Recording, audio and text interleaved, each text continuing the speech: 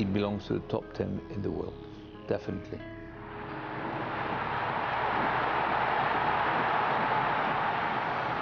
He has been easily the best player in the last 10 years.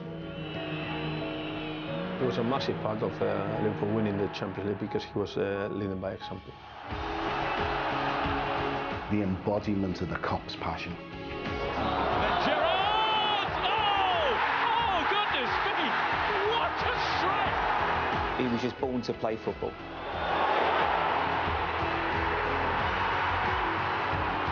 He's been fantastic for the football club, and every accolade that he gets, he thoroughly deserves.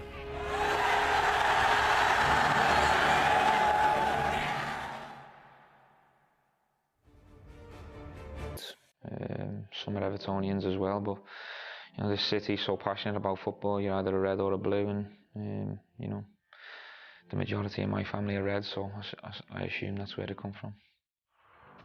Born within 10 miles of the ground where he would make his name, Steven Gerrard is the classic local hero. Spotted by Liverpool scouts aged 9, he signed a professional contract with the club at 17. I had letters off the majority of the top flight teams at the time. A couple of letters from abroad as well at 13, 14 years of age. So, although I didn't have a decision to make because I knew what I was going to do, it was still nice to get a flavour of what other clubs were like, how they run, what the people were like, what the coaches were like. And to be fair to all the other clubs, they were good. But nothing was going to pull me away from here. He would mature from a shy teenager into the captain of his club and his country. You couldn't project what kind of athlete he was going to be and, you know, what kind of physical specimen. So that we had to wait for that. But I did tell people at the club that potentially here was a Liverpool and England player. And I've only ever said that for young players, for a couple of players. We had 11-a-side practice match, and there was a couple of players short, so a couple of young guys come over from the academy. One, namely Stevie Gerrard, and I remember passing the ball to him, and just, as it normally happens, they give it back to you, and then you then make the next pass. He just received this ball, and he just hit this diagonal pass about 40 yards, straight to someone's feet, and there's a different noise to it. It was like a ping, and I just thought, who's this kid? Who is this? And about 2 minutes later, he's gone in for a 50-50 with Paul Ince, cleaned him out, and I thought, this guy's got it all. Steve Iway asked me to watch a game. He thought that I had an answer for my problems on the right. I wanted a right winger.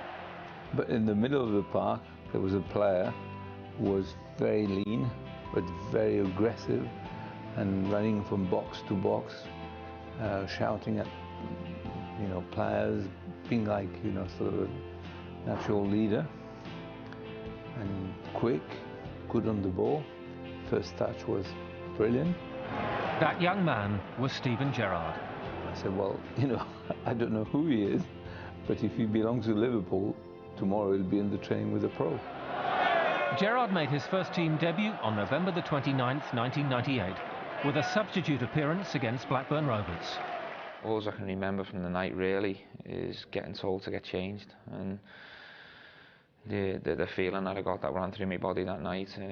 I've only experienced that 2 or 3 times in my whole career, so my debut was one of the most special nights I've ever had. His first start came at White Hart Lane, where he was given the job of marking Tottenham's French star, David Ginola.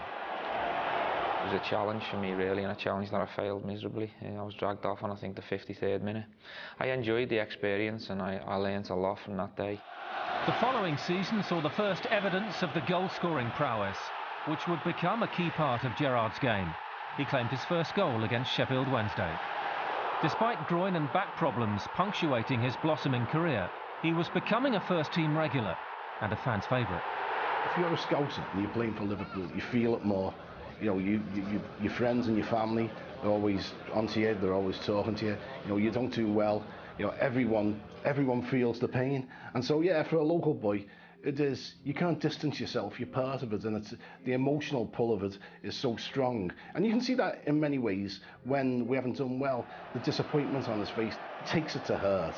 And it's because he's so immersed in the club and so immersed in the city and the culture of it. You can't be signed for a football club just because of where you're born.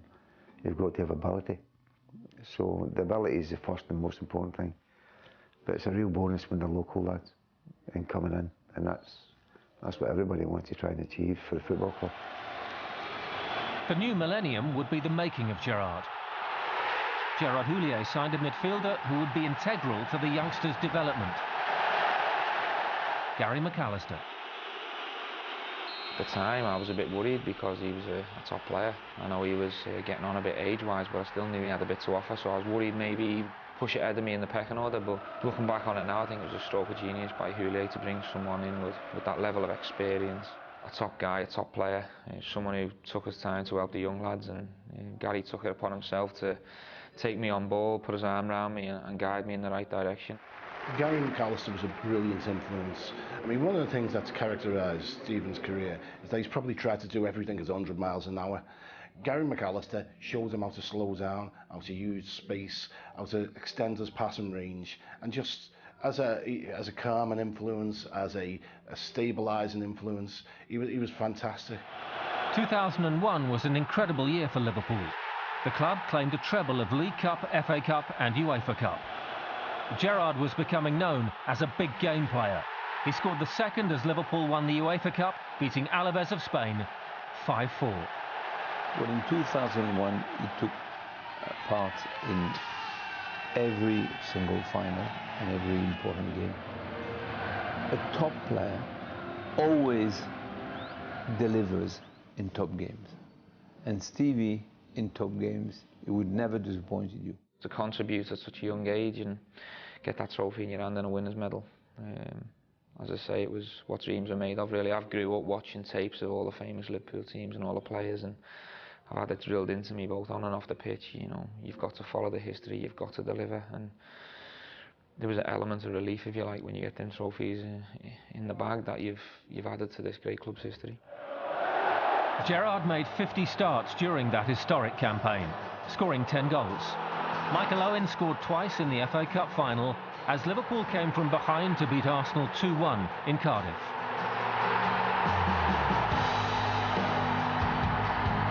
The Charity Shield and European Super Cup were lifted in the autumn. The Reds were resurgent. It was a dream season for myself personally, but also for the club, and I think you realise when you get a bit older and you see how difficult it is to win one trophy, so to do 3 in 1 year is some achievement. A year on, Gerrard's stock had risen further. International caps at youth level had been followed by a first full England cap in May 2000 and a place in the squad for that summer's European Championship. In September 2001, Gerrard scored his first international goal against Germany in a 5-1 victory. What a strike from Steven Gerrard! Absolutely breathtaking!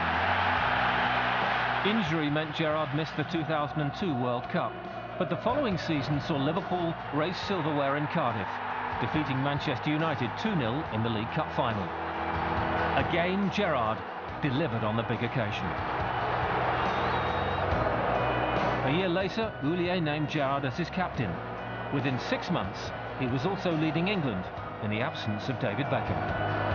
It meant the world to me, being the captain of Liverpool, but looking back at it now, it was a big call from the manager at a young age. There was a lot of big leaders and big players in the dressing room. There was a lot of pressure on me, and I feel as if I've handled it really well, but I mean, it could have went the other way.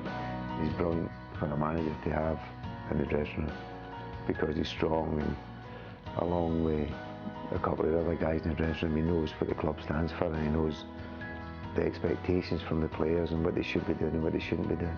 To be a Liverpool fan, to be a Copite, and then to play for the club, not only that, to captain the club, it's just the greatest thing ever.